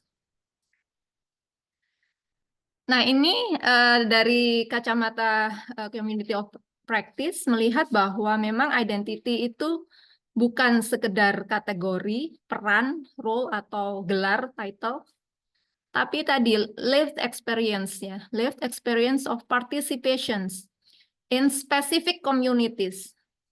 Jadi kalau ini di kedokteran ya komunitas kedokteran ya, komunitas physician. It is the social, negotiated, experiential, and ongoing definition of who we are. Jadi siapa saya in relation to the world. Dalam kaitannya atau dalam hubungannya, dalam korelasinya dengan dunia. Dalam hal ini adalah komunitasnya gitu ya. Komunitas profesinya. And it manifests itself through our activities, our relationship, and our membership in communities. Yeah, identity is the result of negotiating the meaning of life experiences regarding of a sense of belonging or not belonging. Dan menurut literatur lain bahwa ya menurut pembicara sebelumnya juga menyatakan bahwa who am I atau identity will affect how we practice atau how I practice. Ya, sebelum kita bicara terkait identity development in communities of practice, ini adalah the theory of legitimate peripheral participation. Di sini seorang students atau newcomer itu hanya bisa masuk menjadi inti, menjadi anggota inti. The students as a newcomer will be a central position or central role in the community if they legitimated to do participation. Jadi dia akan berproses menjadi anggota inti komunitas ketika dia diberikan legitimasi untuk melakukan partisipasi mulai dari perifer. Ya, jadi dari perifer semakin ke dalam semakin sentral. Artinya partisipasinya itu dari yang hal-hal sederhana, very simple participation or role, sampai anggota inti itu akan melegitimate dia untuk melakukan peran intinya gitu, peran inti komunitas itu. Nah, kalau kita lihat community of practice dan kita memandang bahwa profesional dokter itu sebagai community of practice, we can see that the domain for the community of practice of doctor is medical, ya, medicine. And then the community, ya, komunitasnya adalah komunitas dokter. And they do practice, clinical practice. Jadi kita bisa memandang profesi dokter itu sebagai community of practice karena dia memiliki 3 domain ini, 3 komponen ini, komponen domain yaitu medical, kemudian ada komunitasnya, dan they do practice, ya. Nah, di dalam communities of practice itu, mereka memandang learning atau belajar itu dengan 4 hal atau 4 komponen yang saling berkaitan. So there is a community, ya, community of practice, ya, tempatnya dia untuk practice. Kemudian identity, jadi ketika dia practice atau participate di dalam community itu, so they develop the identity. Ya, kemudian ya tadi ada practice, dan dari practice itu dia akan menegosiasi makna dari pengalamannya. They will negotiate the meaning of their practice in the community, ya, meaning, and they will develop the identity. So the identity is negotiated experience. So, hasil dari negosiasi makna dari practice. Kemudian identity juga bisa dilihat sebagai community membership, keanggotaan komunitas. Identity as learning trajectory, jadi dianggap sebagai trayek perjalanan belajar, ya. Tadi karena sifatnya dinamis sehingga ini merupakan perjalanan. And identity as nexus of multi-membership.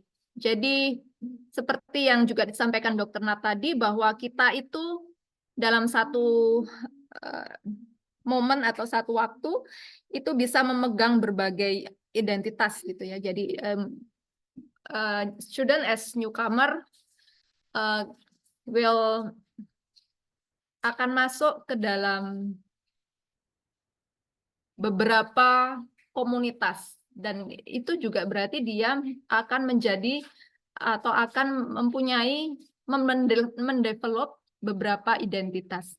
Jadi identity as the member of medical student community, jadi komunitas mahasiswa di situ, but they will develop the identity of medical professional community, jadi anggota komunitas profesi dokter. Tapi juga sebenarnya dia sedang memasuki komunitas profesi kesehatan. Jadi ada interprofesional di situ, ya, komunitas yang melibatkan banyak petugas kesehatan, profesi kesehatan. So that identity could be seen as a nexus of multi-membership. Nah, how to develop the professional identity?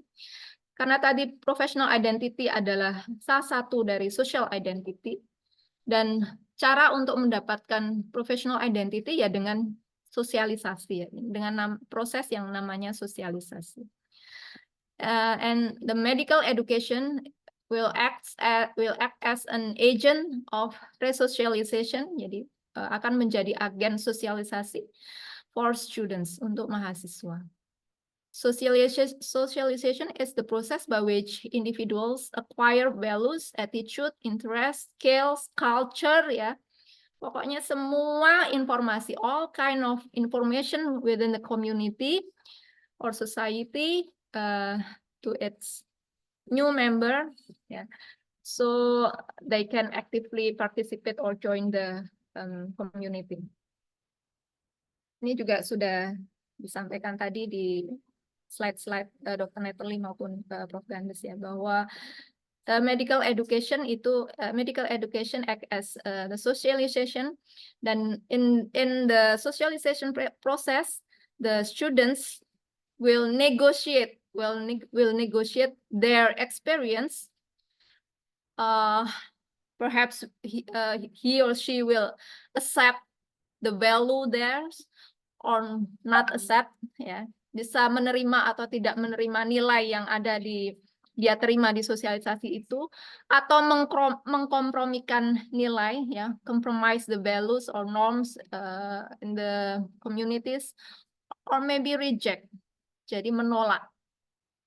Oh, ternyata di kedokteran itu seperti ini. Saya menurut saya enggak suka di sini, tidak sesuai dengan nilai saya. Maka dia akan memutuskan untuk, oh tidak, saya tidak mau lanjut menjadi anggota penuh komunitas profesi dokter. Jadi disinilah tempatnya dia di proses sosialisasi inilah tempatnya dia getting more experience, and they will negotiate their experience and determine whether they will accept, compromise, or reject the value, the norm, or the characteristic of the profession communities into their own values.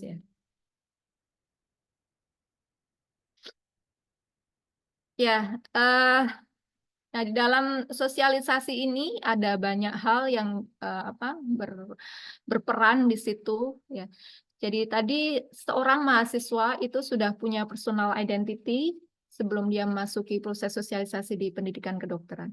Di personal identity ini ada mungkin peran family di situ, peran pendidikan sebelumnya di situ yang membentuk identity saat ini. Kemudian dia masuk ke sosialisasi, dia akan ketemu role model, ya. Di situ dia akan ketemu idol-idol, ketemu pengalaman-pengalaman, ketemu lingkungan pendidikan yang membuatnya berpartisipasi maupun berpikir apakah dia mau lanjut atau tidak, gitu. Dan dia juga ada ketemu pembelajaran, ya, self assessment di situ. Tadi ada simbol dan ritual juga. Kalau di kedokteran kan ada seperti sumpah, kalau mau koas aja kan ada sumpahnya seperti itu. Itu kan ritual, ya. Jadi janji dokter muda atau sumpah dokter muda. It is some like ritual. Seperti pada Power Ranger tadi kan dia beli atribut-atribut Power Ranger supaya dia menyerupai si Ranger Pink. Nah, ini juga jadi ada peran simbol dan ritual di situ yang juga akan ikut membantu membentuk identity. Ya, in medical education, they will participate in the process, and there are some environment that will affect how they participate. Yeah, there are formal curriculum and then social interaction, and the students that have their own self-concept will participate in the environment and get the professional identity there. Ya, ini tadi. Ya, di dalam penelitian disertasi saya ada penelitian kualitatif dan kuantitatifnya, jadi mixed method. Dan di kualitatifnya itu salah satu tujuannya adalah untuk melihat apa saja yang bisa membantu mendevelop atau mengembangkan identitas profesional dari mahasiswa kedokteran, tapi apa juga yang menghambat atau membuat dia meragukan dirinya, identitinya gitu. Jadi menurut dalam komunitas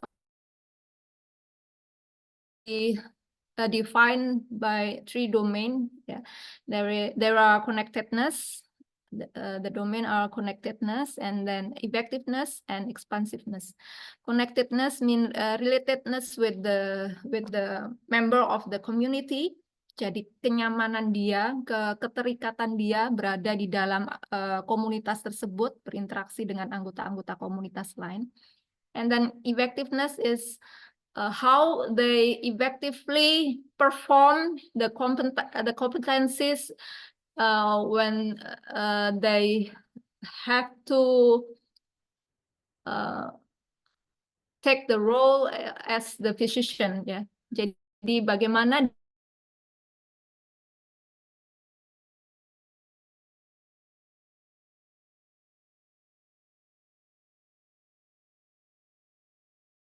mungkin kalau dari Dr. Natali tadi seperti rekognisi, ya. Jadi how the doctor could be recognized not only in the local community but also in the another community. Jadi tidak hanya di komunitas lokalis itu saja orang lain bisa lihat, oh dia seorang dokter, tapi ketika dia misalnya ke masyarakat atau ke komunitas lain, orang bisa mengenali identitasnya dia sebagai dokter. Dan ini adalah hal-hal yang bisa meningkatkan identitas. This will increase the identity, like when the students interact with patients, when they do clinical practice, show the competence not only to the supervisors but also to the patients or their peers, yeah. And when they contribute to health service, yeah, they feel like they are also the member of the service team, health service team, ya, tim di dalam pelayanan kesehatan. And when they gain the appreciation and trust from not only the supervisor but also from the patient. Jadi ketika dia dikasih ucapan terima kasih dari pasien, kemudian misalnya diberikan kata-kata umpan balik positif dari supervisornya, positive feedback from the supervisor, atau dipercaya untuk melakukan sesuatu oleh supervisor, maka itu yang akan meningkatkan. But the remnya, jadi rem dari roda-roda ini, the brake is when they feel that the educational process is very overwhelmed and the heavy burden of responsibility to be a doctor, that the doctor responsible to the safety for the patient, yeah, and combined with the low self-efficacy of the students, it will be the barrier for the identity formation and the unsupportive educational environment. Ini contoh quotasi dari, this is the example of the quotation from the students that they show that when they have the opportunity to do something to patient and they get trusted from the supervisor, then the identity will increase. Ya, di sini juga diperlihatkan bahwa tadi emosi seperti anxiety, fear, stress, atau bahkan satisfaction, joy itu bisa berperan di dalam sosialisasi dan itu akan berpengaruh ke professional identity. Nah, saya baru mau masuk ke motivasi, ya. Mungkin saya percepat. Jadi dokter ya. The time is almost up. Ya. Waktunya berapa, Dr. Ida, masih? Maybe in 1 until 2 minutes. Oke. Ya, jadi motivation, to be motivated means to be moved to do something. Jadi menurut self-determination theory, ini bisa suatu kontinum ya. Jadi otonomi seseorang itu bisa kontinum dan itu seiring dengan motivasinya. Jadi mahasiswa itu bisa sama sekali tidak punya motivasi tapi ekstrinsik sampai yang intrinsic motivation. Pergeseran dari extrinsic motivation ke intrinsic motivation ini dilihat dari bagaimana dia menginternalisasi nilai-nilai itu, nilai-nilai luar itu menjadi nilai-nilai dirinya. Sehingga lama-lama dia menjadi intrinsic motivation. Nah, dalam penelitian kami dulu bahwa motivation impacts the identity. Sebenarnya hipotesis saya saat itu motivasi berpengaruh ke partisipasi, tapi ternyata tidak. Ternyata dia langsung berpengaruh ke identitas. Jadi efek nilai betanya cukup lumayan ya, sedang 0,491. Itu di tahap klinik, 0,546 di tahap sarjana. Ya ini ya, jadi ternyata motivasi ini langsung berpengaruh ke identitas, bukan ke partisipasi dulu. Bahkan justru dari participation affect the motivation. Nah, ini dari penelitian kami yang lain dengan Dr. Widya waktu itu ternyata juga memang motivation correlate with professional identity. Baik itu intrinsic motivation ataupun extrinsic motivation. Dari penelitian lain, walaupun bukan di medical students, ternyata ada yang melihat bahwa professional identity positively influence intrinsic motivation. Jadi kebalikan yang tadi. Jadi kalau tadi motivasi ke professional identity, yang ini identity ke professional identity. Dan di sini juga disebutkan bahwa internal motivation such as personal interest and the desire for self-actualization plays a significant role in shaping professional identity. Ini penelitiannya Prof. Titin juga ya tentang identity, bahwa formation of identity itu juga starting from the motivation, from intrinsic and extrinsic motivation. Masalahnya di sini kita lihat bahwa tidak semua mahasiswa itu punya motivasi. Ternyata ini bisa dilihat dari hasil kuesionernya, itu range-nya tinggi sekali, dari yang amotivasi yang nilainya cuma 1 ya, sampai yang motivasinya memang full gitu. So there is a challenge for the lecturer or faculty to make the unmotivated students to getting more motivated ya. Nah, ini contoh lagi bahwa bagaimana seorang fans K-pop itu bisa melakukan apapun ya, atau bisa donasi, bisa beli mungkin atribut yang jutaan rupiah karena idolanya. Nah, bagaimana di pendidikan kedokteran itu supaya punya role model yang kuat gitu, jadi mahasiswa itu begitu kuatnya pengen jadi seperti dia gitu ya. Itu gambaran yang ingin saya sampaikan di sini, bahwa dan tadinya yang hanya mengidolakan itu kan extrinsic motivation, it could be transformed to the intrinsic motivation begitu dia mempelajari ya, dari yang tadinya extrinsic cuman disuruh jadi dokter oleh orang tuanya misalnya, tapi ketika di dalam dia menemukan role model yang kuat sekali, kemudian dia pengen jadi seperti itu. Nah, akhirnya dia mau untuk belajar, dan di situ dia mulai menginternalisasi nilai dan norma.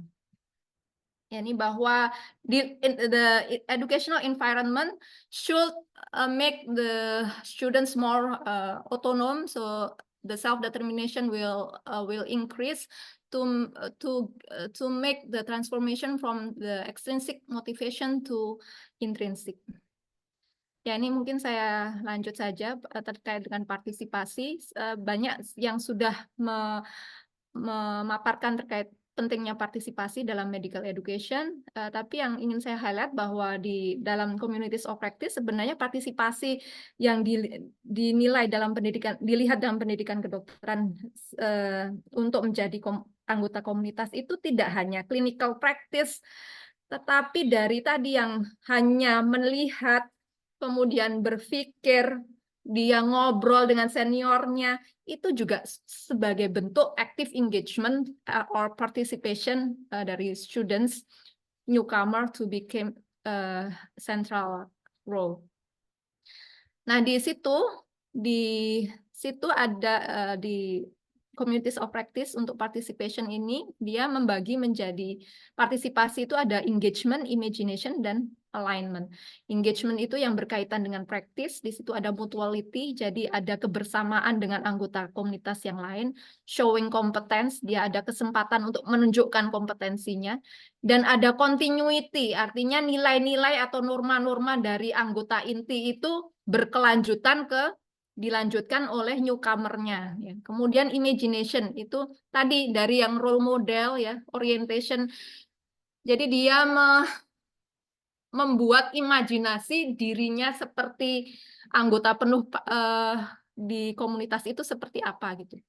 Kemudian alignment, bagaimana dia menyesuaikan atau align dengan nilai-nilai atau norma yang ada di komunitas itu.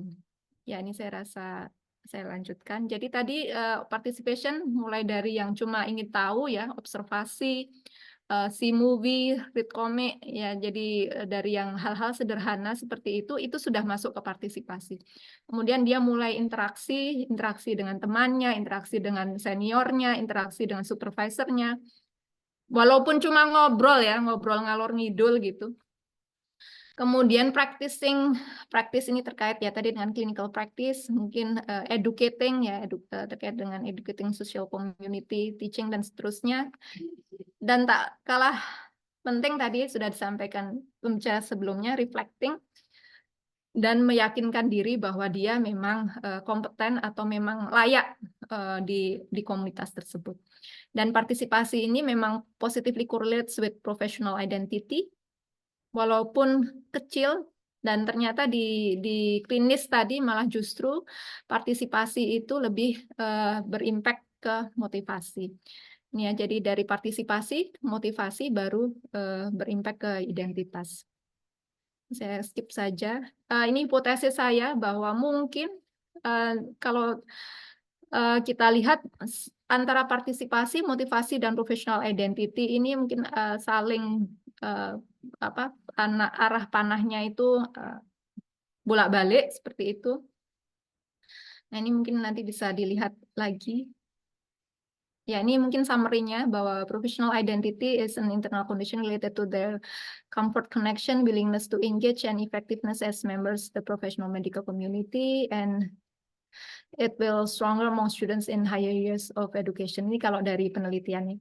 Kemudian dari partisipasi ini bisa secara individu maupun shared activities ya, group activities. Kemudian social interaction, di situ ada kedekatan dengan anggota-anggota komunitas, baik itu peer maupun seniornya gitu ya. Dan ada tadi kontinuitas nilai, norma, knowledge dari senior to junior. Kemudian ya availability of opportunities for interaction with doctors, lecturers, other professional. Jadi ini penting sekali untuk lingkungan educational environment itu untuk mendukung adanya ini.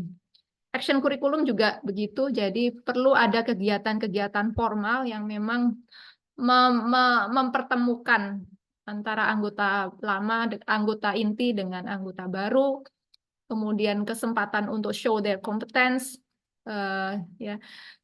Kemudian juga untuk getting imagination, role model, ya, dan juga feedback dari memungkinkan mahasiswa untuk mendapatkan feedback dari manapun. Mungkin itu saja, Dr. Ida. Terima kasih atas perhatiannya. Saya akhiri. Assalamualaikum warahmatullahi wabarakatuh. Waalaikumsalam warahmatullahi wabarakatuh. Terima kasih Dokter Yoga. Ya, maaf karena keterbatasan waktu. Kita pepet-pepet.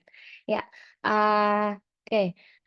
Bapak Ibu, silahkan jika ada yang ingin ditanyakan dari materi dan presentasi Dokter Yoga, bisa langsung lewat chat ataupun raise hand. So, all participants, if please send your question in the chat box or raise your hand to ask directly to Dr. Yoga.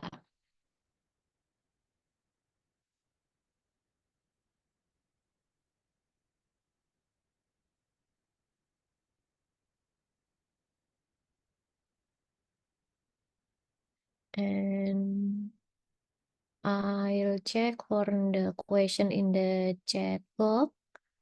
Oh, so yeah, there are question from Pramasta and Yudi Feryandi, and I think Dr. Natalia already answered that. Yeah, thank you, Dr. Natalia. Yeah. Please, if there are any question, you can ask to Dr. Yoga. Silakan, Bapak Ibu.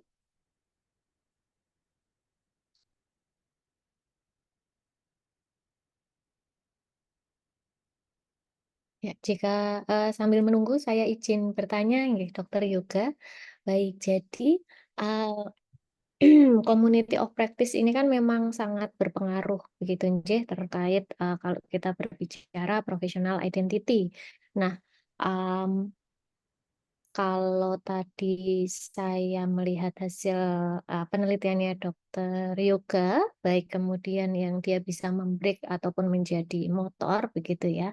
Nah, ini kemudian mengingatkan pada kasus yang sekarang sedang berjalan, bukan kasus ya, kondisi terkait investigasi terkait kasus bullying begitu ya. Nah, apakah terkait ini dan berdasarkan hasil penelitiannya Dr. Yoga begitu ya, kita pada posisi edukator begitu, bagaimana kemudian melihatnya dan menyikapinya begitu ya, kondisi tersebut begitu. Ya, terima kasih Dokter Ida untuk pertanyaannya. Ya, tadi disampaikan bahwa salah satu hal yang kemudian menjadi barrier untuk professional identity formation adalah unsupportive learning environment. Dan yang dicontohkan Dokter Ida adalah isu bullying. Jadi memang pada saat penelitian kualitatif di koas saat itu juga menyebutkan bahwa hal-hal yang membuat identitas saya lemah, jadi saya meragukan apakah saya lanjut atau tidak. Salah satunya adalah when they get humiliated, kayak dibodoh-bodohin gitu ya, dibodoh-bodohin senior, kemudian dia merasa dipermalukan di depan pasien, misalnya teachernya itu, dosennya mungkin bertanya kepadanya, kemudian dia tidak bisa, dan itu di depan pasien, dan kemudian di situ juga dia dibilang bodoh dan seterusnya. Nah, itu sangat menjatuhkan confidence-nya dia, efikasinya dia, dan otomatis sense of identity-nya juga turun. Sehingga mungkin yang bisa kita lakukan memang masing-masing teacher itu, masing-masing kita sebagai teacher, edukator, itu perlu menyadari bahwa lagi-lagi kita adalah role model, dan kita mestinya menjadi suportif, menjadi pendukung bagi mahasiswa untuk nourish the confidence, nourish the identity, ya, dengan tadi mungkin memberikan umpan balik positif. Tadi Prof. Ganda sudah menyampaikan umpan baliknya diberikan dalam waktu yang tepat, jadi tempat yang tepat dan cara yang tepat gitu. Dan itu akan menjadi sumber dia untuk masukan bagi dia dan meyakinkan bagi dia bahwa saya masih bisa gitu. Jadi tadi umpan balik, kemudian tadi menyadari bahwa dia juga role model, jadi faculty as role model. Tadi ya saya memimpikan bagaimana mahasiswa itu juga bisa mengidentifikasi dokter seniornya seperti idol K-pop-nya yang dia sampai mati-matian gitu ya, mati-matian melakukan sesuatu demi nama K-popnya, fans K-popnya gitu. Misalnya mendonasi, jadi kan fans K-pop itu ada donasi, ada melakukan aktivitas mangrove misalnya. Itu kan dari awalnya yang dari dia hanya mengidolakan seseorang. Bagaimana kita itu bisa menjadi inspirator dan menjadi role model kuat bagi mahasiswa sehingga mahasiswa mau menjadi seperti kita gitu. Itu kemudian yang ketiga, saya rasa dengan tadi kasus bullying menurut saya kita serahkan pada proses investigasi dan memang kita sebagai perancang kurikulum dan perancang learning environment di masing-masing institusi memang perlu mengevaluasi kondisi kita sendiri dan bagaimana tadi untuk menjadi lebih baik. Mungkin itu Dr. Ida. Ya, terima kasih sekali Dokter Yoga. Oke, ini memang kemudian menjadi evaluasi dan PR bersama kita ke depannya. Oke, yeah, unfortunately the time is up and I'm sorry we cannot do for the last discussion and yeah, before we conclude, wait, yeah, dear participant, please fill out the attendance form through the link in the chat box. Bapak Ibu yang terhormat, silakan untuk bisa mengisi presensi pada chatbot, maaf, pada chatbox, gara-gara tadi ngomongan AI ya sama Dr. Natali jadi ke bawah. Begitu. Ya, silakan untuk bisa segera mengisi link tersebut sebagai presensi. Ya, before we conclude, I would like to take a moment to summarize the key point from our speaker and our discussion today. Yeah, I will see my note. Yeah. Firstly, Prof. Candace discussed how professionalism could be taught, both acquired and taught explicitly, and we could modify the possible way between these points. There are many exposure and different steps to our student could achieve professionalism. Critical reflection and health discussion are important part as our teaching learning modalities to shape the professional identity. And then Dr. Natalia highlight the definition of professional identity and the importance of having the identity, to have the professional identity. And the professional identity come from competence, identity itself, and the network.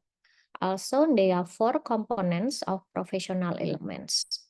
Lastly, Dr. Yoga emphasized the professional identity is a representation of ourselves, where as a negotiated experience, community membership, learning trajectory, and a nexus of multi-membership.